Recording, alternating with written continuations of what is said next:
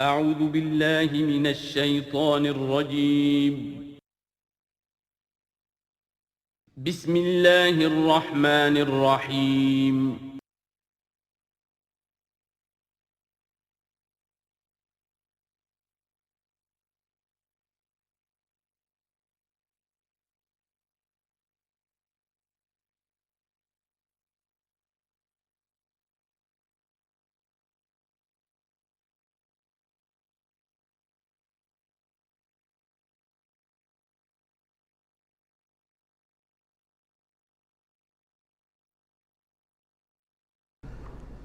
الحمدللہ وکفیٰ والصلاة والسلام علی عبادہ الذین اصطفیٰ اما بعد فقد قال اللہ تبارک وتعالی کما ورد فی سورۃ الحشر اعوذ باللہ من الشیطان الرجیم بسم اللہ الرحمن الرحیم الم تر الی الذین نافقوا یقولون لاخوانهم الذین کفروا من اہل الکتاب لئن اخرجتم لنخرجن معکم ولا نطیع فیکم احدا ابدا وإن قوتلتم لننصرنکم واللہ یشہد انہم لکاذبون صدق اللہ العظیم۔ غزوہ بنی نذیر میں جو بھی رول اور کردار تھا یہود کا، پھر ان کا جو انجام ہوا، وہ سورہ حشر کی پہلے رکوع میں بیان ہو چکا ہے۔ ساتھ ہی یہ کہ ایک بہت اہم حکم جو ہے شریعت کا اموال فے کے بارے میں، وہ بھی پہلے رکوع میں ہم پڑھ چکے ہیں۔ اب اس موقع پر منافقین کا جو کردار سامنے آیا تھا، دوسرے رکوع میں اس کے بارے میں گفتگو ہو رہی ہے۔ الم تر الی الذین نافقوا، کیا تم نے دیکھا نہیں ان لوگوں کو کہ جو منافق ہیں، جن کے دلوں میں نفاق نے ڈیرے جما لیے ہیں۔ یقولون لاخوانہم الذین کفروا من اہل الکتاب، وہ کہتے رہے اپنے ان بھائیوں سے کہ جو اہل کتاب میں سے جنہوں نے کفر کیا تھا، ان کے بھائی تھے، دوست تھے، ان کے تعلقات تھے جو اہل کتاب میں سے تھے، وہ کفر پر اڑے رہے۔ ان سے انہوں نے کہا تھا یہ لئن اخرجتم لنخرجن معکم، دیکھو اگر تمہیں کبھی مدینے سے نکالا گیا ہم تمہارے ساتھ نکلیں گے۔ وہ دوستیاں جو ان کے درمیان حلیفانہ روابط تھے، اگر تمہیں کہیں نکالا جائے گا تو ہم بھی نکلیں گے۔ وَلَا نُطِيعُ فِيكُمْ أَحَدًا أَبَدًا، اور تمہارے معاملے میں کبھی بھی ہم کسی بھی شخص کی اطاعت نہیں کریں گے۔ یعنی ٹھیک ہے ہم ایمان تو لے آئے ہیں، مسلمانوں میں شامل ہو گئے ہیں، اور ہم محمد کا حکم مانتے بھی ہیں بعض معاملات کے اندر، لیکن یہ ہے کہ تمہارے ساتھ ہماری دوستی جو ہے وہ پختہ ہے، تمہارے ساتھ ہمارے حلیفانہ تعلقات ہیں وہ بہت قدیمی ہیں، اور ہمارا تمہارے معاملے میں جو ہے ہمارا طرز عمل تبدیل نہیں ہوگا، اور اگر کوئی اقدام محمد نے صلی اللہ علیہ وسلم تمہارے خلاف کرنے کا فیصلہ کیا تو ہم اس میں ان کا ساتھ نہیں دیں گے۔ لَنَخْرُجَنَّ مَعَكُمْ وَلَا نُطِيعُ فِيكُمْ أَحَدًا أَبَدًا وَإِن قُوتِلْتُمْ لَنَنصُرَنَّكُمْ، اور اگر تمہارے ساتھ جنگ کی گئی تو ہم لازماً تمہاری مدد کریں گے۔ وَاللَّهُ يَشْهَدُ إِنَّهُمْ لَكَاذِبُونَ، اور اللہ گواہی دیتا ہے کہ وہ جھوٹ بول رہے تھے۔ لَئِنْ أُخْرِجُوا لَا يَخْرُجُونَ مَعَهُمْ، اگر وہ نکالے جائیں گے وہ ان کے ساتھ نہیں نکلیں گے۔ وَلَئِنْ قُوتِلُوا لَا يَنْصُرُونَهُمْ، اور اگر ان سے جنگ کی جائے گی تو وہ ان کی مدد نہیں کریں گے۔ وَلَئِنْ نَصَرُوهُمْ لَيُوَلُّنَّ الْأَدْبَارَ، اور اگر کہیں ان کی مدد کر بیٹھیں گے تو فوراً بھاگیں گے، پیچھے دکھا دیں گے۔ ثُمَّ لَا يُنْصَرُونَ، اور پھر ان کی کہیں سے مدد نہیں ہو سکے گی۔ یعنی اگر ان میں جمع مردی ہوتی تو یہ سچے مسلمان ہی کیوں نہ بن گئے ہوتے؟ ایمان لائے تھے، اگر ہمت ہوتی ان میں، کوئی قوت ارادی ان کی صحیح ہوتی، کوئی غیرت اور حمیت ہوتی، کوئی اپنی ہی ذات کی عزت کا کوئی خیال ہوتا، تو یہ ہرچہ بادہ باد پھر ایمان لانے کے بعد ان کا طرز عمل جو ہے کیوں نہ وہی ہو جاتا کہ جو اہل ایمان کا تھا۔ بودے ہیں، بودے ہونے کی وجہ سے تو نفاق پیدا ہوا ان میں۔ اب اگر یہ کہتے ہیں کہ ہم تمہاری مدد کریں گے اور لازماً لڑ جائیں گے، ہر ایک سے لڑ جائیں گے، تو یہ سب جھوٹ ہے۔ اول تو یہ کہ اگر یہ نکالے گئے تو وہ ان کے ساتھ نہیں نکلیں گے، ان سے جنگ کی گئی تو ان کا ساتھ نہیں دیں گے، اور اگر کوئی اکا دکا ان میں سے ایسا نکل بھی آیا سر پھرا کہ جو اپنے اس وعدے کو پورا کرنے کے لیے ان کے ساتھ شامل ہو کر جنگ کرے گا، تو پھر یہ کہ جھٹ وہ بھاگ جائے گا، میدان چھوڑ جائے گا، اور یہ کہ پیٹھ دکھا دے گا۔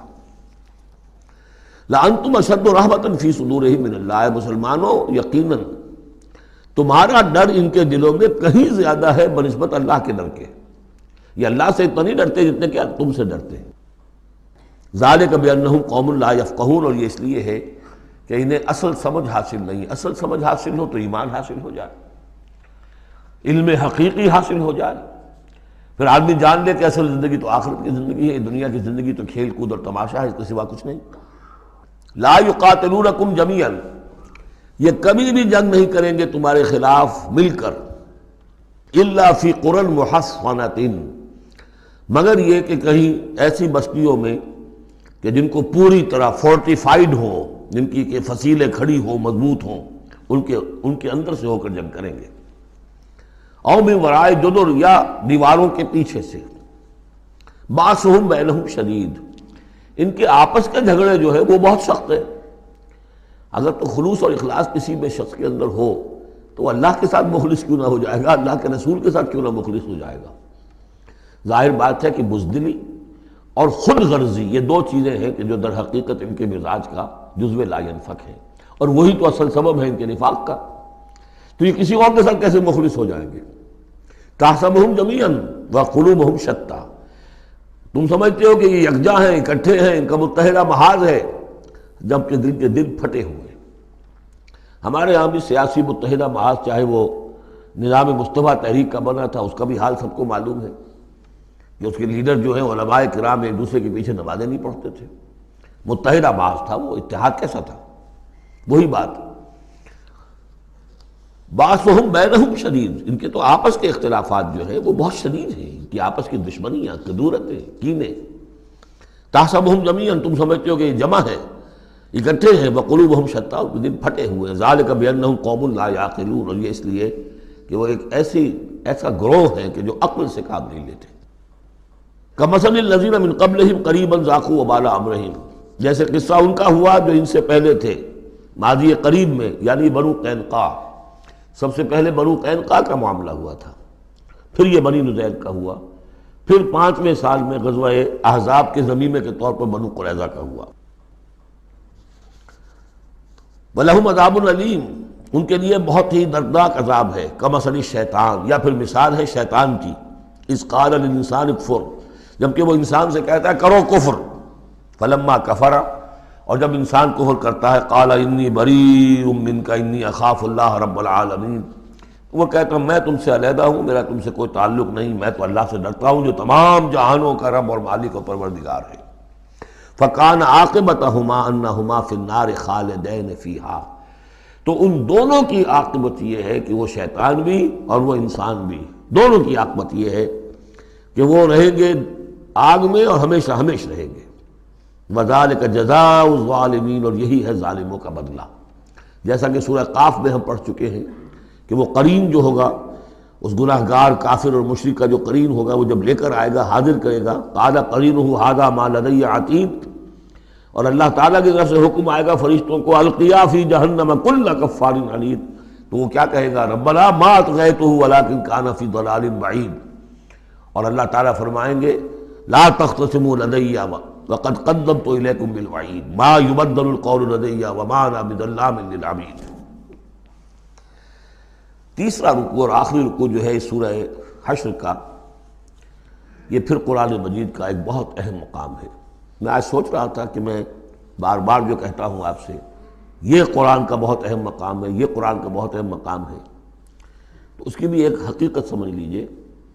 قرآن حکیم میں تو کوئی ایک حرف اور ایک لفظ بھی غیر اہم نہیں ہے، البتہ مختلف اعتبارات سے مختلف مقامات کی ایک ریلیٹیولی زیادہ اہمیت ہے۔ بعض مقامات حکمت کے ہیں، بعض مقامات جو ہیں وہ فلسفیانہ ہیں، بعض مقامات وہ ہیں کہ جو جدید سائنس کے حوالے سے بڑے اہم ہیں، بعض مقامات وہ ہیں جو روح دین سے بحث کرتے ہیں، بعض مقامات وہ ہیں جو ایمان کی ماہیت کو واضح کرتے ہیں، ایمان کیا ہے۔ تو اس اعتبار سے یقیناً مختلف مقامات جو ہیں وہ مختلف اعتبارات سے اور حیثیتوں سے وہ زیادہ اہمیتوں کے حامل ہیں۔ اب یہ جو 7 آیتیں ہیں اس رکوع کی، تیسرے رکوع کی، اس میں فلسفہ، تصوف، پھر یہ کہ اس میں سب سے بڑا جو آ رہا حصہ وہ یہ ہے کہ جیسے 6 آیتیں سورہ حدید کی تھیں کہ جن میں اللہ کے اسماء و صفات کا ذکر ہے، جن میں تفصیل سے گفتگو نہیں کر سکا اور نہ اس کا موقع تھا، تو اسی طرح کا ہم وزن جو ہے 3 آیتیں آ رہی ہیں سورہ حشر کے آخر میں۔ قرآن حکیم میں اسماء خداوندی کا سب سے بڑا گلدستہ، 16 اسماء ایک جگہ پر اور کہیں نہیں، 8 اسماء ایک آیت میں، الملک القدوس السلام المومن المہیمن العزیز الجبار المتکبر سبحان اللہ عما یشرکون، ایک ہے۔ تو اس اعتبار سے یہ حصہ بہت اہم ہے۔ فرمایا یا ایھا الذین آمنوا اتقوا اللہ ولتنظر نفس ما قدمت لغد واتقوا اللہ ان اللہ خبیر بما تعملون، اہل ایمان اللہ کا تقوی اختیار کرو، اور چاہیے کہ ہر جان یہ دیکھتی رہے کہ اس نے کل کے لیے کیا آگے بھیجا ہے۔ اللہ کا تقوی اور آخرت کا احساس، کل کے لیے کیا بھیجا، ما قدمت لغد، یہ بڑی کل ہے۔ ایک کل تو وہ ہے کہ جو کل سورج طلوع ہوگا تو شروع ہو جائے گی، اور ایک بڑی کل وہ ہے آنے والی ہے جو بعث بعد الموت کے بعد آنے والی ہے، وہ بڑی کل ہے۔ اس کل کے لیے کیا بھیجا ہے آگے، کیا سامان ہے، کیا توشہ ہے، کیا تم نے کمائی ہے جو جمع کرائی ہے، وہ جو اس کائناتی حکومت کا جو سب سے بڑا ریزرو بینک ہے، امپیریل بینک ہے اس کائنات کا، اللہ تعالیٰ کے ہاں کیا جمع کرایا۔ اور دیکھیے 2 مرتبہ ایک آیت میں واتقوا اللہ، اللہ کا تقوی، اللہ کا خوف۔ لیکن یہ خوف اصل میں اس طرح کا خوف نہیں ہوتا جو کسی خوفناک شے کا خوف ہوتا ہے۔ ایک ہے شیر کا خوف یا سانپ کا خوف، ایک خوف والد کا خوف ہوتا ہے، وہ محبت کے تحت ہوتا ہے۔ میرے والد جو ہے ناراض نہ ہو جائیں، میں اپنے والد کے احساسات اور جذبات کو مجروح نہ کر بیٹھوں، وہ مایوس نہ ہو جائے مجھ سے، اللہ ناراض نہ ہو جائے، یہ خوف۔ یا ایھا الذین آمنوا اتقوا اللہ ولتنظر نفس ما قدمت لغد واتقوا اللہ ان اللہ خبیر بما تعملون، یقیناً جو کچھ تم کر رہے ہو اللہ اسے باخبر ہے۔ اگلی آیت ہے جسے علامہ اقبال نے قرار دیا کہ ان کے فلسفہ خودی کی سورس یہ ہے۔ سید نذیر نیازی نے ہمارے ہاں قرآن کانفرنس میں باقاعدہ بیان کیا، ان کے مضمون میں بھی موجود ہے یہ، کہ میں نے حضرت علامہ سے یہ سوال کیا کہ آپ کے فلسفہ خودی کے بارے میں بڑی جیب گوئیاں ہوتی ہیں، کوئی کہتا ہے کہ فلاں نیٹشے سے آپ نے اخذ کر لیا ہے، فلاں سے کر لیا ہے، آپ بتائیے کہ آپ کے اس فلسفہ خودی کی سورس کیا ہے۔ تو علامہ نے فرمایا کہ اچھا کل آ جانا فلاں وقت۔ تو کہتے ہیں کہ میں اتنا خوش رہا کہ شاعر مشرق اور حکیم الامت مجھے یہ اعزاز بخش رہے ہیں کہ میں جاؤں گا اور وہ مجھے ڈکٹیٹ کرائیں گے کہ میرے فلسفہ خودی کی سورس کیا ہے۔ تو میں گیا اور بہت خوش خوش گیا، پینسل کاپی لے کر گیا۔ جب میں گیا تو کہا ذرا قرآن مجید اٹھا لاؤ، تو ایک تو مجھ پر وہ ویسے ہی پڑ گئی۔ پھر کہا کہ ذرا کھولو سورہ حشر نکالو اور یہ آیت پڑھو، وَلَا تَكُونُوا كَالَّذِينَ نَسُوا اللَّهَ فَأَنسَاهُمْ أَنفُسَهُمْ اولئک هم الفاسقون۔ یہ ہے میرے فلسفہ خودی کی سورس۔ دیکھنا مسلمانوں، ان لوگوں کی طرح نہ ہو جانا جنہوں نے اللہ کو بھلا دیا، تو اللہ نے انہیں اپنے آپ سے غافل کر دیا۔ فَأَنسَاهُمْ أَنفُسَهُمْ، اس کے کیا معنی؟ کیا کوئی خدا سے غافل جو اپنے آپ کو بھول جاتا ہے؟ اپنے پیٹ کا خیال نہیں رہتا اس کو؟ اپنے جسم میں کوئی پھوڑا نکل آئے تو علاج نہیں کراتا؟ کس چیز سے غافل ہے؟ وہ اپنے جسم سے غافل نہیں، وہ اپنے حیوانی وجود سے غافل نہیں، اس کے تقاضوں سے غافل نہیں، اس کی اپکیپ، اس کی مینٹیننس، اس کی ویئر اینڈ ٹیئر کو درست کرتے رہنا، کسی چیز سے غافل نہیں۔ معلوم ہوا کہ اس حیوانی وجود کے علاوہ کوئی حیثیت ہے انسان کی، اصل حقیقت جس کو انسان بھول جاتا۔ اور یہ ہم پڑھ چکے ہیں، سورہ مجادلہ کے اندر بھی الفاظ آئے تھے کہ شیطان نے انہیں اللہ کو بھلا دیا۔ فَأَنسَاهُمْ ذِكْرَ اللَّهِ، اسْتَحْوَذَ عَلَيْهِمُ الشَّيْطَانُ فَأَنسَاهُمْ ذِكْرَ اللَّهِ، شیطان نے ان پر قابو پا لیا ہے اور انہیں بھلا دیا ہے، اللہ کے ذکر سے غافل کر دیا ہے۔ تو جو لوگ اللہ کو بھلا دیتے ہیں وہ اپنے آپ سے، اپنی اصل حقیقت سے غافل ہو جاتے ہیں۔ وہ اپنے آپ کو کیا سمجھتے ہیں؟ حیوان۔ اور آج کا ہماری جو تہذیب کا جو مرکزی نقطہ ہے آج کا گلوبل سویلائزیشن کا، کہ انسان نرا حیوان ہے، اور اس میں سب سے بڑا پارٹ پلے کیا ہے ڈاروین کے نظریہ ارتقاء نے۔ حیوان جیسے اور حیوان ہے ویسا حیوان انسان ہے.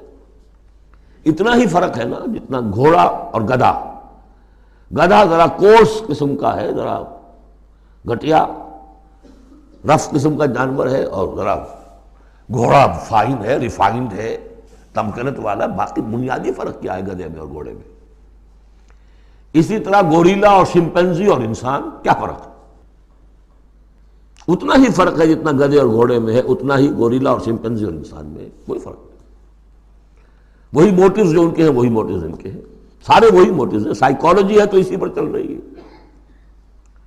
جو محرکات عمل ہے انسان کے وہ وہی ہے جو حیوان کے، کوئی اور ہے ہی نہیں. یہ ہے اصل میں اس دور کا المیہ، اللہ کو بھول جانا اور اپنی اصل حقیقت یعنی روح.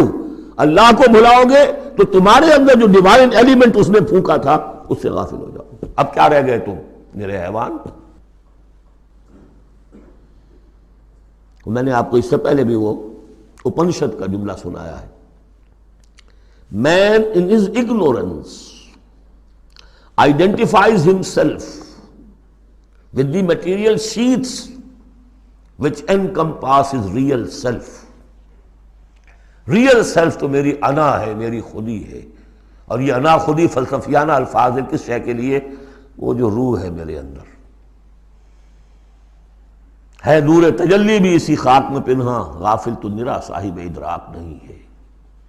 نقطہ نوری کے نام او خودی، زیر خاک ماں شرار زندگی. لیکن اس سے غافل، جب اس سے غافل حیوان رہ گئے. جب حیوان رہ گئے اولئک ھم الفاسقون. تو حیوان کے لیے تو کوئی مورل لا ہے نہیں. اور ارلی فرینچ لٹریچر جو ہے پچھلی سینچری کا وہ سارا اسی پر بیسڈ ہے. وہ ساری دلیل یہاں سے لاتے ہیں کہ انسانوں نے اپنے اوپر قیدیں لگانی ہے. بیوی بیٹی ماں میں فرق کرنا، حیوانات میں کوئی فرق کرتا ہے؟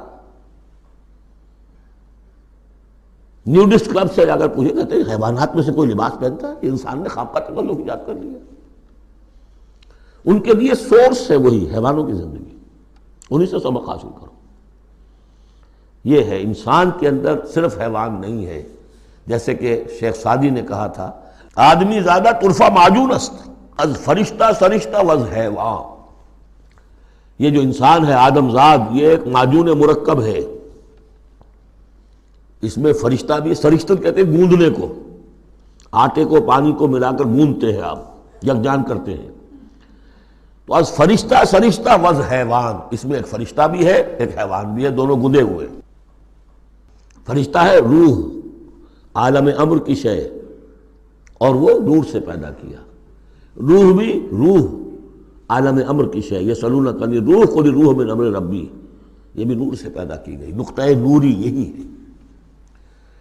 تو وَلَا تَكُونُوا كَالَّذِينَ نَسُوا اللَّهَ فَأَنسَاهُمْ أَنفُسَهُمْ أُولَٰئِكَ هُمُ الْفَاسِقُونَ. لا يستوی اصحاب النار و اصحاب الجنہ، دیکھو برابر نہیں ہو سکتے آگ والے اور جنت والے. اصحاب الجنت هم الفائزون، یقیناً جنت والے ہی کامیاب ہوں گے. اللہم ربنا اجعلنا منہم، اللہم ادخلنا الجنت مع الابرار، اللہم اجرنا من النار یا مجیرو یا مجیرو یا مجیر. اس کے بعد آیت آئی ہے قرآن مجید میں عظمت قرآن کے بیان میں عظیم ترین آیت. لو انزلنا هذا القرآن على جبل لرأيته خاشعا متصدعا من خشیۃ اللہ. اگر ہم اس قرآن کو اتار دیتے کسی پہاڑ پر تو تم دیکھتے کہ وہ دب جاتا، متصدعا پھٹ جاتا، من خشیۃ اللہ، اللہ کے خوف سے. میں نے جو شروع میں تعارف قرآن پر جو گفتگو کی تھی اس میں اس کا حوالہ دیا تھا عظمت قرآن کے لیے. قرآن ایز سچ، قرآن فی نفسہ ہی اس کی عظمت کیا ہے. ایک ہے قرآن کی افادیت کیا ہے، دو چیزیں جدا ہیں. ایک فی نفسہ ہی وہ کیا ہے، اس کی عظمت کیا ہے. ایک یہ کہ اس کا فائدہ کیا ہے، افادیت کیا ہے. افادیت پر بس ہم آیت پڑھ چکے، لیکن خاص طور پر دو آیتیں سورہ یونس کی. یا ایھا الناس قد جاءتکم موعظۃ من ربکم وشفاء لما فی الصدور وہدی ورحمۃ للمؤمنین قل بفضل اللہ وبرحمتہ فبذلک فلیفرحوا هو خیر مما یجمعون۔ لیکن قرآن فی نفسہ ہی اگر ہم اسے اتار دیتے کسی پہاڑ پر تو تم دیکھتے کہ وہ دب جاتا، پھٹ جاتا۔ اور اس کے لیے میں تشریح کر چکا ہوں، سورہ اعراف میں جو معاملہ ہوا تھا کہ حضرت موسیٰ علیہ السلام نے عرض کیا تھا اللہ سے رب ارنی انظر الیک، اور اللہ نے فرمایا کہ تم مجھے نہیں دیکھ سکتے، لن ترانی ولکن انظر الی الجبل فإن استقر مکانہ فسوف ترانی، ذرا اس پہاڑ کو دیکھو، ہم اپنی تجلی اس پر ڈالیں گے، اگر وہ سہار جائے، کھڑا رہ جائے اپنی جگہ پر، برداشت کر جائے، تو تم بھی سمجھنا کہ ہاں ہمیں دیکھ سکو گے۔ فلما تجلی ربہ للجبل، جب اس کے رب نے ایک اپنا پرتو، ایک جلوہ، ایک تجلی کیا ہے؟ روشنی، ایک نور، اس نور کا جو اللہ نے تعالی نے وہ پرتو ڈالا اس پہاڑ پر، جعلہ دکا وخر موسیٰ صعقا، وہ ریزہ ریزہ ہو گیا، اور تجلی باری تعالیٰ، ذات باری تعالیٰ کی تجلی کے بالواسطہ مشاہدے کا اثر ہوا ہے کہ حضرت موسیٰ بے ہوش ہو کر گر گئے۔ اب نوٹ کیجئے، یہ بالکل وہی بات ہے جو تمثیل کی شکل میں آ رہی ہے۔ فرق کیا ہے؟ وہ تجلی ذات تھی باری تعالیٰ کی، یہ تجلی صفات ہے۔ کلام اللہ، اللہ کا کلام ہے، کلام متکلم کی صفت ہوتا ہے، اس کی بھی تاثیر وہی ہے جو ذات باری تعالیٰ کی تاثیر ہے۔ اس کو علامہ اقبال نے ادا کیا ہے، فاش گویم آنچ در دل مضمرست، میں صافی کھول کے بیان کر دوں جو میرے دل میں مضمر ہے، چھپی ہوئی بات ہے۔ این کتابیں نیست چیزیں دیگر است، یہ قرآن کتاب نہ سمجھو اسے، کتاب نہیں کچھ اور ہے۔ کیا ہے؟ مثل حق پنہاں ہم پیداست، آج ہم نے وہ آیت بھی پڑھ لی، الظاہر والباطن، اللہ الظاہر بھی ہے الباطن بھی ہے، تو ذات باری تعالیٰ جیسے الظاہر بھی ہے الباطن بھی ہے، اسی طرح مثل حق پنہاں وہ ہم پیداست، یہ چھپا ہوا بھی ہے اور ظاہر بھی ہے، سامنے بھی ہے۔ اس لیے میں بیان کر چکا ہوں وہاں سورہ واقعہ میں، لا یمسہ الا المطہرون، جب تک کہ اندر پاک نہ ہو چکا ہو قرآن کے حقیقی معرفت اور معانی تک انسان پہنچ نہیں سکتا، چھلکوں تک رہے گا، ہڈی ہوگی اس کے ہاتھ میں، گودا نہیں ہوگا اس کے پاس۔ ماذ قرآن مغزہ برداشتے استخاں پیش سگاں انداختے، یہ مغز تک نہیں پہنچ سکتا۔ وہ ہے اصل میں قرآن مجید کا معاملہ کہ تجلی صفات باری تعالی، صفت ہے کلام کی، اور کلام میں آپ کو معلوم ہے متکلم کی پوری شخصیت جو ہے منعکس ہو جاتی ہے۔ کوئی شخص ہے، کوئی بھٹیارن ہے، کوئی اور ہے، بڑبونجا ہے، اب ان کی اپنی زبان ہے، ان کا ایک جملہ آپ سنیں گے پتہ چل جائے گا یہ کون بول رہا ہے یا کون بول رہی ہے، اس لیے کہ پوری شخصیت، ان کا ذہن و فکر کا حدود اربع، ان کی تہذیب و تمدن کے ساتھ کس درجے ان کا کوئی تعلق ہے یا نہیں ہے، سب واضح ہو جائے گا، تانت بازی راگ پایا۔ تو اللہ کا کلام ہے یہ، لو انزلنا هذا القرآن على جبل لرأيته خاشعا متصدعا من خشیۃ اللہ وتلك الامثال نضربها للناس لعلهم يتفکرون، اور یہ مثالیں ہیں جو ہم لوگوں کے لیے بیان کرتے ہیں تاکہ وہ فکر کریں، غور کریں، سوچیں۔ اب یہاں سے وہ 3 آیتیں شروع ہو رہی ہیں، وہاں 6 تھیں۔ صفات اور اسماء ہمارے ہاں جو ایمان کے لیے جو یاد کیے ہوں گے آپ نے، اگر اللہ تعالیٰ نے بچپن میں یہ موقع آپ کو دیا ہو، تو ایمان مجمل، ایمان مفصل۔ ایمان مجمل کے الفاظ کیا ہے؟ آمنت باللہ کما ہوا باسمائہ و صفاتہ وقبلت جمیع احکامہ، تو اسماء اور صفات، صفات باری تعالیٰ کے موضوع پر سورہ حدید کی پہلی 6 آیات، یہ قرآن مجید کا ذروہ سلام ہے، چوٹی، سلام، چوٹی، ذروہ کہتے ہیں اونٹ کے کوہان کو، کوہان کی بھی اونچی جو سب سے نمایاں شے ہوتی ہے۔ اسماء پر یہ سب سے بڑا گلدستہ ہے۔ اور ایک خاص بات جو میں نے وہاں نوٹ نہیں کرائی تھی آپ کو، سورہ حدید میں واحد مقام ہے قرآن مجید کا جہاں اسماء باری تعالیٰ کے مابین حرف عطف واو آیا ہے، هو الاول والآخر والظاہر والباطن، اور کہیں نہیں ہے۔ 4 اسماء آئے ہیں سورہ جمعہ کے شروع میں، یسبح للہ ما فی السماوات و ما فی الارض الملک القدوس العزیز الحکیم، کوئی حرف واو نہیں۔ اور 8 اسماء آئیں گے یہاں پر، الملک القدوس السلام المومن المہیمن العزیز الجبار المتکبر، کوئی حرف واو نہیں۔ وہو العزیز الحکیم، یہ نہیں هو العزیز والحکیم نہیں۔ اس کی وجہ کیا ہے؟ اللہ تعالیٰ کے تمام اسماء، اللہ کی تمام صفات اس کی ذات میں بیک وقت موجود ہیں۔ واو میں تو مغایرت پیدا ہو جاتی ہے، واو میں تراخی پیدا ہو جاتی ہے، لیکن یہاں کیوں آئے سورہ حدید میں؟ اس لیے کہ اول و آخر بیک وقت نہیں ہو سکتے، وہ حال عقلی ہے۔ ظاہر و باطن ایک وقت میں ہو سکتے ہیں، میرا ظاہر میرا باطن یہ تو ایک ہی وقت میں موجود ہے، قرآن کا ظاہر اور قرآن کا باطن ایک وقت میں موجود ہے، اول و آخر ایک نہیں ہو سکتے، اس لیے وہاں واو لایا گیا، هو الاول والآخر والظاہر والباطن۔ بہرحال اب یہاں پر نوٹ کیجیے، هو اللہ الذی لا الہ الا هو، وہی ہے اللہ جس کے سوا کوئی الہ نہیں، عالم الغیب والشہادہ، جاننے والا ہے کھلے کا اور چھپے کا، وہ بھی جو تمہارے سامنے ہے اور وہ بھی کہ جو تمہاری نگاہوں سے پوشیدہ ہے۔ اس لیے کہ غیب اور شہادہ جو ہے یہ ہمارے اعتبار سے، اللہ کے اعتبار سے نہیں، وہی ہے اللہ کے جس کے سوا کوئی الہ نہیں۔ هو اللہ الذی لا الہ الا هو عالم الغیب والشہادہ، یہ بھی ایک نام کی حیثیت سے شمار ہوتا ہے، جو اسماء 99 گنے جاتے ہیں، عالم الغیب والشہادہ یہ ایک نام ہے اللہ کا۔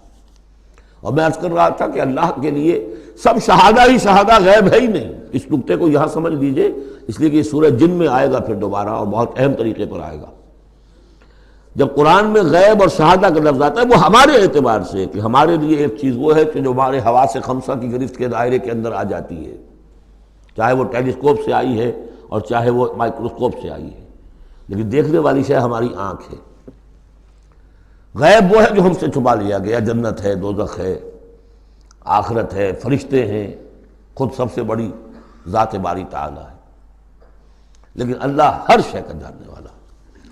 هو الرحمن الرحیم، وہ رحمان ہے اور رحیم ہے، اس پر سورہ فاتحہ پڑھتے ہوئے میں نے وضاحت کی تھی۔ هو اللہ الذی لا الہ الا هو، وہی ہے اللہ جس کے سوا کوئی الہ نہیں، الملک بادشاہ حقیقی، القدوس پاک، السلام سلامتی اور سالم، ہر اعتبار سے سالم، کوئی اس کو گلن پہنچانے والا نہیں ہے، ہر عیبوں سے پاک، المومن امن دینے والا، امان دینے والا، المہیمن پناہ میں لینے والا، العزیز زبردست، مطلق العنان جس کی اتھارٹی ایبسلیوٹ ہے، الجبار دباؤ رکھنے والا، المتکبر عظمت والا، بڑائی والا۔ یہ 8 نام آئے ہیں، الملک، القدوس، السلام، المومن، المہیمن، العزیز، الجبار، المتکبر۔ سبحان اللہ عما یشرکون، اللہ پاک ہے ان تمام چیزوں سے جو یہ شرک کرتے ہیں۔ هو اللہ الخالق البارئ المصور، وہی ہے اللہ، اب 3 نام اور آگے، الخالق، الباری، المصور، ان میں خاص ربط ہے۔ خلق، اس میں سب سے پہلے اگر ہم اپنے اوپر قیاس کریں تو پہلے کوئی شے بنانے سے پہلے ذہن میں ایک نقشہ بنتا ہے۔ بڑھئی نے میز بنانی ہے، اس کے ذہن میں میز کا نقشہ پہلے بن چکا ہے، کرسی بنانی، کرسی کا نقشہ بن چکا ہے، یہ اس کی ذہنی تخلیق ہے۔ پھر وہ اسے ظاہر کرتا ہے عالم واقعہ میں، وہ لکڑی کی میز بنا کر اسے واقعہ نمایاں کر دیتا ہے، لے آتا ہے۔ پھر اس کی تصویر، فنیشنگ ٹچز، اس کو رنگ روغن، یہ تینوں مرحلے ایک ہی پروسیس کے ہیں۔ اللہ نے تخلیق فرمائی، پھر اس کو ظاہر کیا، عدم کے پردے سے نکال کر اور وجود کے پردے میں لے آیا۔ باری، برا کہتے ظاہر کرنے والا، من قبل ان نبرأہا، اس سے پہلے کہ ہم اسے ظاہر کریں۔ ما اصاب من مصیبت فی الارض ولا فی انفسکم الا فی کتاب من قبل ان نبرأہا، سورہ حدید میں آیت پڑھ چکے ہیں۔ وہی ہے الخالق، الباری، المصور، لہ الاسماء الحسنی، تمام اچھے نام اسی کے ہیں۔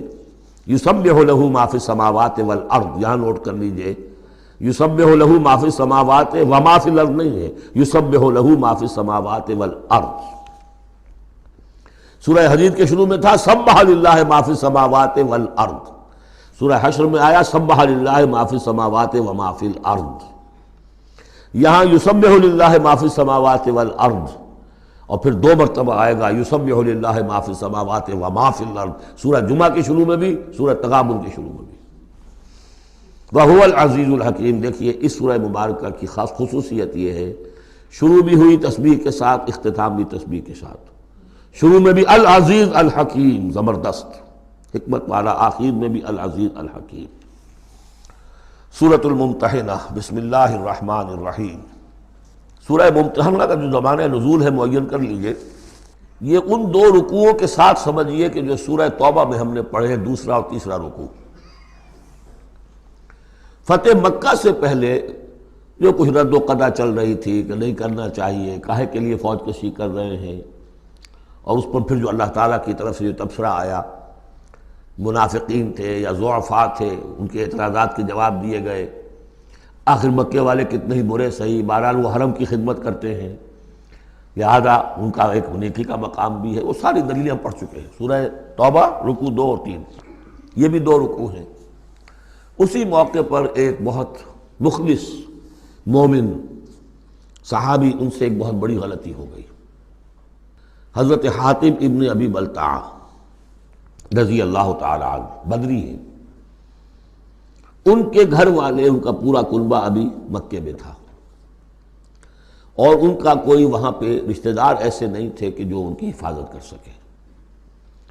انہیں یہ اندیشہ ہوا کہ اگر واقعی اب جنگ ہو گئی اور اگر ہم جا رہے ہیں مکے پر چڑھائی کرنے کے لیے، تو پھر یہ ہے کہ مکے میں جو مشرکین ہیں، کفار ہیں، وہ میرے بچوں کو، میرے گھر والوں کو شدید نقصان پہنچا سکتے ہیں، لہذا میں ان کے ساتھ کوئی نیکی کروں تاکہ میرے اس احسان کو پیش نظر رکھ کر وہ میرے گھر والوں کا لحاظ کریں۔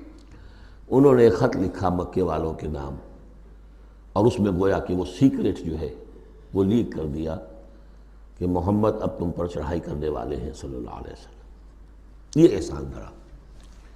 ایک عورت کو وہ خط دیا، اس عورت نے اس خط کو اپنی چٹیا میں باندھ لیا تاکہ تلاشی لی جائے تو کہیں سے نکلے نہ، اور وہ عورت وہ خط لے کر روانہ ہو گئی۔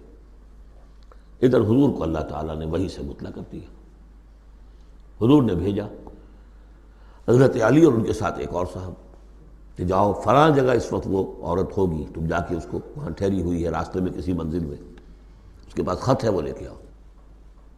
وہاں پہنچے، عورت موجود تھی، محمد رسول اللہ کی دی ہوئی خبر تو غلط نہیں ہو سکتی تھی۔ اس سے پوچھا، اس نے کہا نہیں، قتل نہیں۔ اس کی جو تلاشی لی تو کہیں نہیں نکلا۔ پھر حضرت علی نے دھمکی دی، دیکھو ہمیں ہمارے نبی نے بتایا ہے تمہارے پاس خط ہے، جھوٹا نہیں ہو سکتا وہ، یا تو تم سیدھی سیدھی خط مجھے نکال دو ورنہ میں تمہیں برہنہ کر کے تمہاری تلاشی لوں گا۔ بہرحال یہ دھمکی سن کر وہ پھر اس نے کھول کے اپنی چٹیا اور نکال کے دے دی، وہ خط لے کے آ گئے۔ اب وہ راز کھل گیا، ابی بلتعہ کو بلایا، حاتم نے ابی بلتعہ کو مان لیا، جی حضور یہ میرا خط ہے۔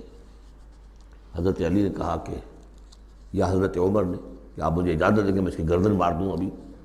آپ نے فرمایا نہیں، حاتم بدری ہے، اور بدریوں کے تمام اللہ تعالیٰ پچھلے اگلے گناہ معاف کر چکا ہے، تو اس کی وہ جو فضیلت ہے اس کی وجہ سے جو خطا ہو گئی اللہ معاف کرے گا۔ تو وہ ہے اصل میں کشاکش پس منظر میں جس میں کہ یہ صورت نازل ہو رہی ہے۔ یا ایھا الذین آمنوا لا تتخذوا عدوی وعدوکم اولیاء، اہل ایمان تم میرے اور اپنے دشمنوں کو اپنا دوست اور ولی نہ بناؤ۔ ان کی خیر خواہی، ان کی بھلائی، ان پہ احسان کرنے کی کوشش، ان کے ساتھ اپنے گڈ آفیسز بلڈ کرنے کی کوشش۔ تلقون الیہم بالمودۃ، تم ان پر ان کی طرف رجوع کرتے ہو، بھیجتے ہو پیغام دوستی کے، خلوص و اخلاص کے۔ وقد کفروا بما جاءکم من الحق، حالانکہ انہوں نے کفر کیا ہے، انکار کیا ہے اس حق کا جو تمہارے پاس آیا ہے۔ یخرجون الرسول وایاکم، وہی ہیں جو نکالتے ہیں، یعنی جنہوں نے نکالا ہے رسول کو صلی اللہ علیہ وسلم، تمہیں بھی نکالا ہے ان تؤمنوا باللہ ربکم، صرف اس جرم کی پاداش میں کہ تم ایمان رکھتے ہو اللہ پر، اپنے رب پر۔ ان کنتم خرجتم جہادا فی سبیلی، اگر تو تم نکلے تھے مکے سے اور تم نے ہجرت کی تھی اس لیے کہ میری راہ میں جہاد کرو گے، تو یہ طرز عمل تمہیں اس کے منافی ہے۔ وابتغاء مرضاتی، اور میری رضا جوئی کے لیے تم نکلے تھے، تو سرون الیہم بالمودہ، تم خفیہ پیغامات بھیجتے ہو ان کو دوستی کے، احسان کے مبنی۔ وَأَنَا أَعْلَمُ بِمَا أَخْفَيْتُمْ، تم نے خفیہ پیغام بھیجا، میں تو خوب جانتا ہوں جسے تم چھپاتے ہو، وَمَا أَعْلَنْتُمْ، جسے تم ظاہر کرتے ہو، وَمَنْ يَفْعَلْهُ مِنْكُمْ فَقَدْ ضَلَّ سَوَاءَ السَّبِيلِ، جو کوئی بھی تم میں سے یہ کام کرے گا وہ تو پھر سیدھے راستے سے بھٹک گیا۔ یہ ایک آیت ہے، اب تک نوٹ کر لیجیے مدنی صورتوں کا جو مزاج ہے۔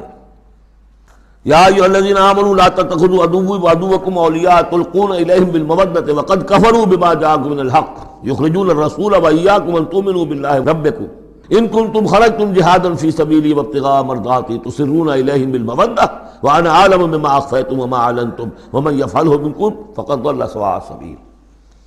ان یثقفوکم یکونوا لکم اعداء، اگر وہ کہیں تمہیں پا لیں، یعنی تم ان کے ہاتھ لگ جاؤ، ہتھے چڑھ جاؤ، وہ تمہارے ساتھ دشمنی کریں گے۔ وَيَبْسُطُوا إِلَيْهِمْ أَيْدِيَهُمْ، اپنے ہاتھ بڑھائیں گے تمہاری طرف، وَأَلْسِنَتَهُمْ، اور اپنی زبانیں، بِالسُّوءِ، برے ارادے کے ساتھ تمہیں نقصان پہنچائیں گے، ان کی زبانیں بھی ان کے ہاتھ بھی۔ وَوَدُّوا لَوْ تَكْفُرُونَ، اور ان کی خواہش ہوگی شدید کہ کسی طرح تم بھی دوبارہ کافر ہو جاؤ۔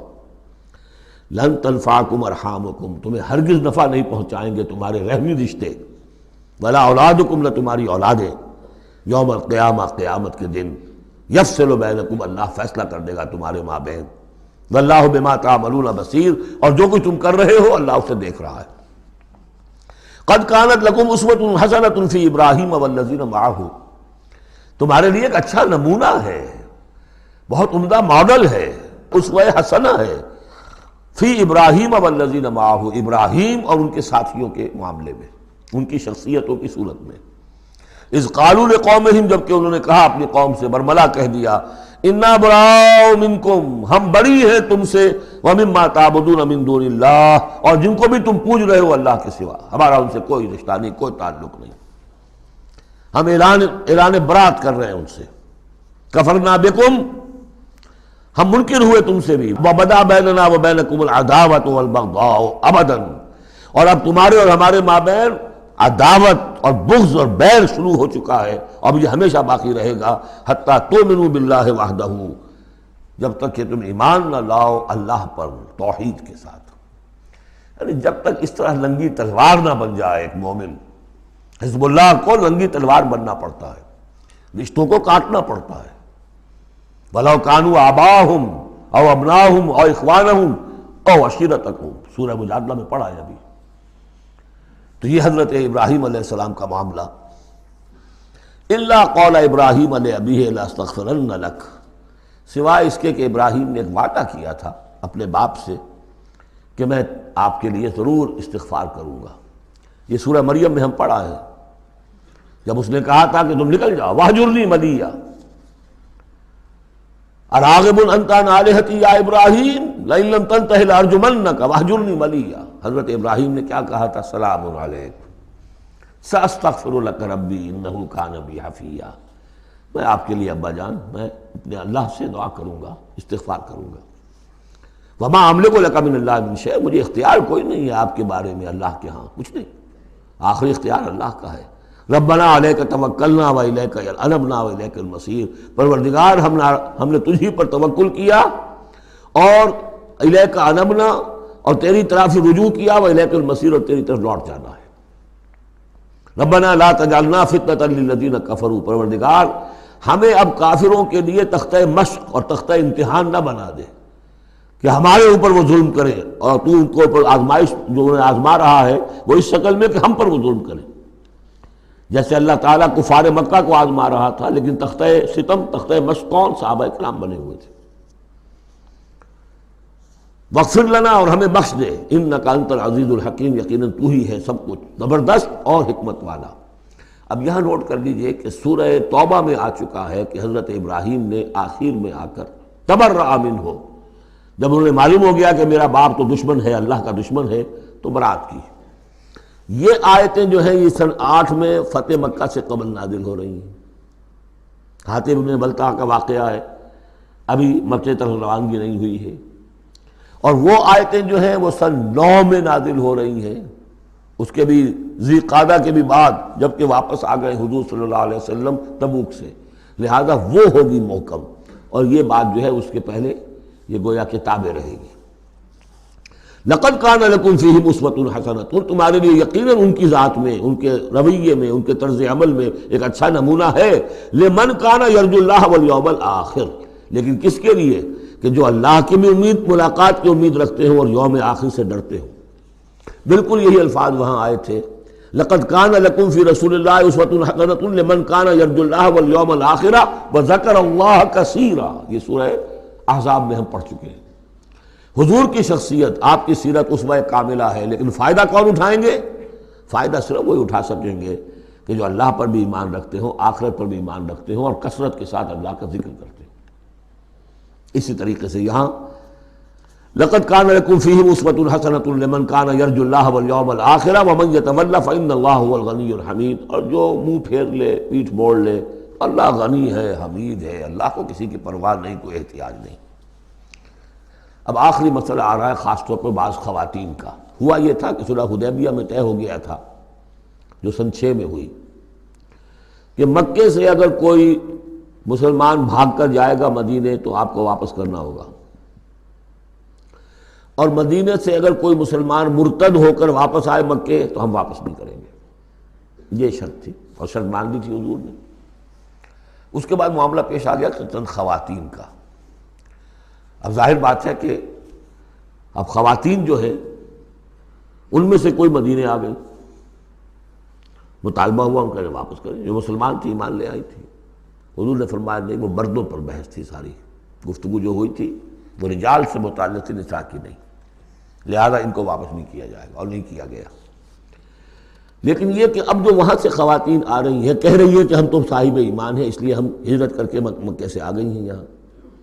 اندیشہ یہ تھا کہ ان میں کہیں جاسوس نہ آ رہے ہوں، مکے والے جو ہیں ان کے ذریعے سے کچھ اسکینڈلائز نہ کریں ہماری سوسائٹی کو، کچھ کہہ نہیں سکتے، لہذا ان کا معاملہ کیا کیا جائے۔ پھر یہ کہ ان کے شوہر تو وہاں ہیں، شادی تو وہاں ہوئی ہوئی ہے ان کی، تو آیا یہ اب یہاں مسلمانوں کے لیے حلال ہے اس درجے میں کہ وہ ان سے نکاح کر سکیں، یا وہ رشتہ برقرار رہے گا؟ کافر جو ہے ان کی بیویاں یہ مسلمان ہو گئی، یہ آ گئیں۔ تو یہ مسائل تھے خواتین کے کہ جن کو اس رکوع میں سورہ ممتحنہ کے اور آخر میں پھر خواتین کی بیعت کا تذکرہ ہے اس میں۔ اور یہ میں سمجھتا ہوں کہ اللہ تعالیٰ کی طرف سے کمپنسیشن ہوتی ہے، جیسا کہ میں نے بتایا تھا کہ باپ اور ماں میں فرق یہ رکھا گیا، قانونی طور پر باپ کا پلڑا بھاری ہے، باپ طلاق دے سکتا ہے ماں کو، ماں تو خلا ہی لے سکتی ہے، طلاق دے نہیں سکتی، اور اگر طلاق ہو جائے گی تو اولاد باپ کی شمار ہوگی، ماں کی نہیں، یہ قرآن کا قانون ہے۔ لیکن دوسری طرف ماں کی خدمت 3 درجے زیادہ ضروری ہے باپ سے، خدمت میں 3 درجے فائق رکھ دیا ماں کو، اور کہا کہ جنت اس کے قدموں تلے۔ تو کمپنسیشن ہوتی ہے، کسی ایک جگہ پر کمی ہے تو دوسری جگہ اس کو، اسی کا نام بیلنس ہے۔ یہ ترازو کے یہ دونوں جو ہیں، اگر بازو جو ہیں یہ برابر ہے تو ایک سیر ادھر ڈالیں گے، ایک سیر ادھر ڈالیں گے، ترازو کی ڈنڈی سیدھی رہے گی۔ ایک چھوٹا ہے ایک بڑا ہے تو چھوٹے میں اب زیادہ ڈالنا پڑے گا اور بڑے میں کم، تب وہ، تو یہ بیلنس تو تب ہوگا کہ وہ جو کمی ہے اس کو پیش نظر رکھیں۔ یہ ہے معاملہ کہ جو یہاں پہ بیان ہوا، وہ بیلنس کیا کیا اللہ تعالیٰ نے۔ مردوں کی بیعت کا قرآن میں ذکر ہے، اس کا متن قرآن میں کہیں نہیں ہے۔ بیعت عقبہ اولیٰ کا کیا متن تھا، بیعت عقبہ ثانیہ کا متن کیا تھا، کیا بیعت لی تھی، کیا الفاظ تھے، بیعت رضوان کے موقع میں کیا جو الفاظ کا تھے، کہیں نہیں، قرآن میں نہیں، احادیث میں مل جائیں گے۔ خواتین کی بیعت کو یہ فضیلت دے دی کہ اس کا پورا متن بھی قرآن مجید میں موجود ہے۔ فرمایا عسى اللہ ان یجعل بینکم وبین الذین عادیتم منہم مودہ، ہو سکتا ہے مسلمانوں کہ جو تمہارے اور جن کے مابین دشمنی پڑ گئی ہے اللہ تعالیٰ تمہارے مابین پھر دوستی پیدا کر دے. کیسے پیدا کر دے؟ وہ ایمان لے آئے. فَإِخْوَانُكُمْ فِي الدِّينِ. اور کوئی زیادہ دور تو نہیں تھا مرحلہ. فتح مکہ کے بعد سن 9 میں وہ آیات آئیں کہ 4 مہینے کی یہ مہلت ہے، اس میں ایمان نہیں لاؤ گے تو گردنیں اڑا دی جائیں گی. سب کے سب لوگ ایمان لے آئے. تو اب ہو گئے بھائی اخوانکم فی الدین. عسى الله ان يجعل بينكم وبين الذين عاديتم منهم مودة والله قدير والله غفور رحیم. اللہ ہر شے پر قادر ہے اور غفور ہے اور رحیم ہے. لا ينهاكم الله عن الذين لم يقاتلوكم. اللہ تعالیٰ تمہیں ان لوگوں سے نہیں روکتا کہ جنہوں نے تم سے کبھی جنگ نہیں کی فی الدین، دین کے معاملے میں. ولم یخرجوکم من دیارکم، اور نہ تمہیں نکالا تمہارے گھروں سے. ان تبروہم وتقسطوا الیہم، کہ تم ان کے ساتھ کوئی بھلائی کرو یا انصاف کا معاملہ کرو. جہاں بھی ولایت کا معاملہ نہیں ہے، کافر کو ولی نہیں بنایا جا سکتا، پشت پناہ، مددگار، حمایتی، قلبی محبت نہیں ہو سکتی، لیکن کوئی نیک سلوک کرنا، کوئی بھلائی کرنا، اس میں کوئی اعتراض نہیں. کافروں کے ساتھ کرو. جو غیر حربی ہے، جس کے ساتھ جنگ نہیں ہے، جس نے کبھی آپ کے خلاف آپ کے کسی دشمن کی مدد نہیں کی ہے، اس کا معاملہ مختلف رہے گا. ان اللہ یحب المقسطین، اللہ تعالیٰ انصاف کرنے والوں کو پسند کرتا ہے. انما ینہاکم اللہ عن الذین قاتلوکم فی الدین، تمہیں اللہ روک رہا ہے ان سے کہ جنہوں نے تم سے جنگ کی ہے دین کے معاملے میں، دین کی وجہ سے. واخرجوکم من دیارکم، نکالا ہے تمہیں تمہارے گھروں سے. وظاہروا علی اخراجکم، اور انہوں نے گٹھ جوڑ کیا ہے تمہارے نکالنے پر، ایک دوسرے کی مدد کی ہے. ان تولوہم، کہ تم ان کے ساتھ ولایت، باہمی ولایت باہمی کا رشتہ قائم کرو، اس سے روکا ہے. ومن یتولہم، اور جو کوئی ان کے ساتھ دوستی کرے گا، فاولئک ھم الظالمون، تو وہی لوگ ہیں کہ جو ظالم ہیں. یا ایھا الذین آمنوا، یہاں سے اب خواتین کا معاملہ. یا ایھا الذین آمنوا اذا جاءکم المؤمنات مہاجرات، اہل ایمان جب تمہارے پاس آئیں مومن خواتین ہجرت کر کے، فامتحنوہن، تو ان کا ذرا امتحان لے لیا کرو، دیکھ بھال کر لیا کرو یہ واقعی مومن ہے. کچھ تھوڑی سی انٹروگیشن ہو، سرسری سی اندازہ ہو جائے. لیکن اللہ اعلم بایمانہن، باقی یہ کہ اللہ تعالیٰ بہتر جانتا ہے کسی کے دل میں ایمان ہے یا نہیں ہے. آپ کے لیے ناممکن ہے کہ آپ اس کی صحیح تفتیش کر سکیں، تاہم پھر بھی کسی درجے میں ایک احتیاطی تدبیر اختیار کرو کہ دیکھ لیا کرو کہ وہ واقعتاً ایمان والی ہے. فَإِنْ عَلِمْتُمُوهُنَّ مُؤْمِنَاتٍ، پھر اگر تم دیکھو کہ وہ مومن ہے، واقعتاً مومن ہے، فَلَا تَرْجِعُوهُنَّ إِلَى الْكُفَّارِ، تو اب انہیں لوٹاؤ نہیں کفار کی طرف. لَا هُنَّ حِلٌّ لَهُمْ، نہ وہ اب ان کافروں کے لیے حلال رہی ہیں، وَلَا هُمْ يَحِلُّونَ لَهُنَّ، نہ وہ ان کے لیے حلال ہیں. وَآتُوهُمْ مَا أَنفَقُوا، جو کچھ انہوں نے خرچ کیا تھا، مہر دیا تھا، وہ لوٹا دو، یہاں سے دے دو، بھجوا دو. فلاں کافر، اس کی بیوی مسلمان ہو گئی، یہاں آ گئی ہے، اب یہاں تعلق ازدواج ختم ہوا، جو مہر تم نے دیا تھا وہ واپس کر رہے ہیں. دیکھیے یہ ہے عدل و انصاف.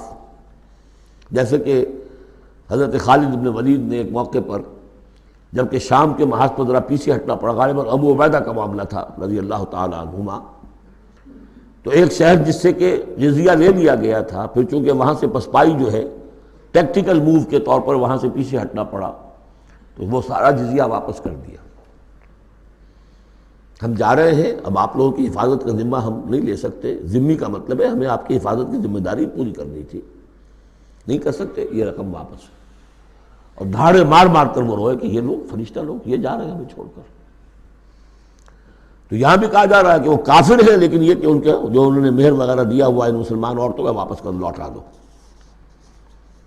وَلَا جُنَاحَ عَلَيْكُمْ أَن تَنكِحُوهُنَّ إِذَا آتَيْتُمُوهُنَّ أُجُورَهُنَّ، اور اے مسلمانوں تم پر کوئی حرج نہیں ہے، کوئی گناہ نہیں ہے کہ تم اب ان خواتین سے نکاح کر لو جبکہ تم انہیں ان کے مہر ادا کر دو.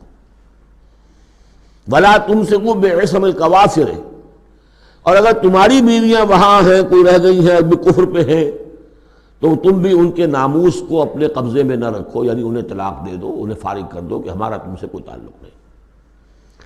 وَاسْأَلُوا مَا أَنفَقْتُمْ، اور ان سے مانگ لو جو بھی تم نے ان کو دیا تھا مہر کے طور پر. جب ہمارے اور تمہارے درمیان وہ رشتہ ختم ہوا، میرا مہر واپس کرو. وَلْيَسْأَلُوا مَا أَنفَقُوا، جو انہوں نے خرچ کیا تھا وہ مانگ لیں، جو یہاں مسلمان عورتیں آ گئی ہیں ان کا مہر لوٹا دیا جائے. ذالکم حکم اللہ یحکم بینکم، یہ اللہ کا حکم ہے اور اللہ تمہارے مابین فیصلہ کر رہا ہے. واللہ علیم الحکیم، اللہ سب کو جاننے والا ہے، کمال حکمت والا۔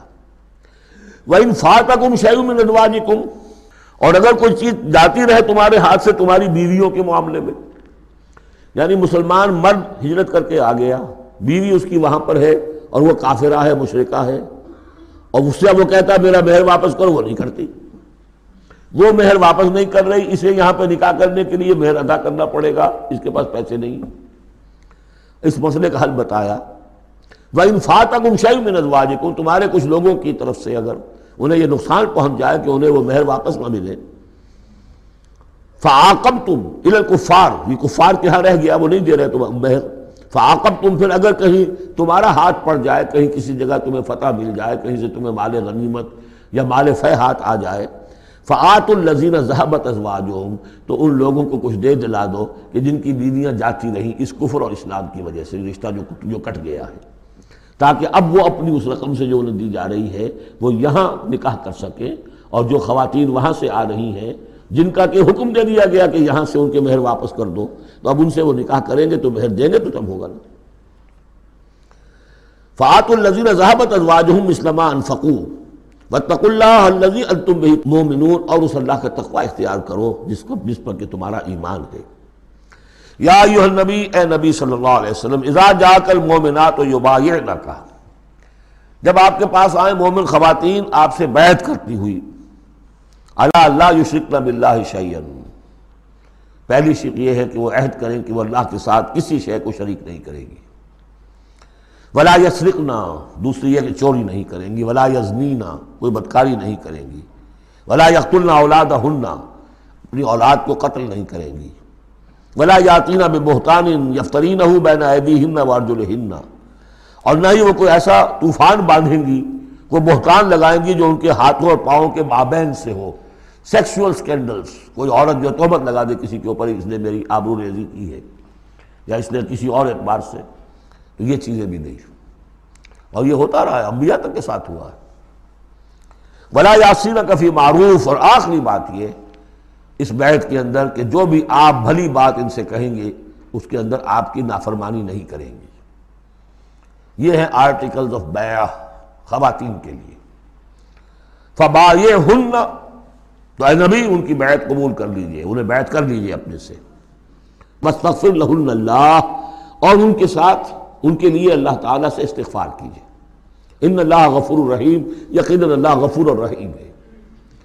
اب یہاں نوٹ کر لیجئے کہ جو بیعت مردوں سے لی گئی، بیعت عقبہ ثانیہ، بیعت عقبہ اولیٰ جو تھی وہ تقریباً یہی تھی، اسی لیے اس کو بیعت النساء بھی کہتے ہیں، پہلی بیعت۔ ابھی جو ہے وہ کوئی ایسی شکل سامنے نہیں تھی کہ کوئی جماعتی تشکیل ہو رہی ہو، جماعت بنانی ہو، اور ہمارے ہاں جو بھی صوفیاء ہیں جو بیعت لیتے ہیں وہ بھی تقریباً اسی کو دلیل بناتے ہیں، بیعت عقبہ اولیٰ اور بیعت النساء، وہ اسی بات کا عہد لیتے ہیں، شرک نہیں کروں گا، یہ نہیں کروں گا، چوری نہیں کروں گا، نیکی کے کام کروں گا، وغیرہ وغیرہ۔ تو صوفیاء کی بیعت، خواتین کی بیعت اور بیعت عقبہ اولیٰ تقریباً یہ ہے۔ لیکن وہ بیعت جس سے کہ جماعتی زندگی وجود میں آئی وہ بیعت عقبہ ثانیہ ہے۔ حضرت عبادہ ابن صامت رضی اللہ تعالیٰ عنہ سے اس کی پورا اس کا ٹیکسٹ جو ہے وہ موجود ہے، متفق علیہ حدیث ہے، جس کو بخاری میں بھی ہے، مسلم میں بھی ہے۔ بایعنا رسول اللہ صلی اللہ علیہ وسلم، وہ فرماتے ہیں ہم نے بیعت کی تھی اللہ کے رسول سے صلی اللہ علیہ وسلم، علی السمع والطاعۃ، آپ کا ہر حکم سنیں گے، اطاعت کریں گے، فی العسر، تنگی اور مشکل میں بھی، والیسر، اور آسانی میں بھی، والمنشط، اس حالت میں بھی کہ ہماری طبیعتوں میں انشراح ہو کہ ہاں یہ کام واقعتاً بہت مفید ہے، صحیح ہے، والمکرہ، اور اس حالت میں بھی کہ ہمیں اپنی طبیعتوں پر جبر کرنا پڑے، ہمیں اس فیصلے کے ساتھ اتفاق نہ ہو، وعلی اثرۃ علینا، اور اس کے باوجود کہ دوسروں کو ہم پر ترجیح دے دی جائے۔ ترجیح دے دی جائے کس بات میں؟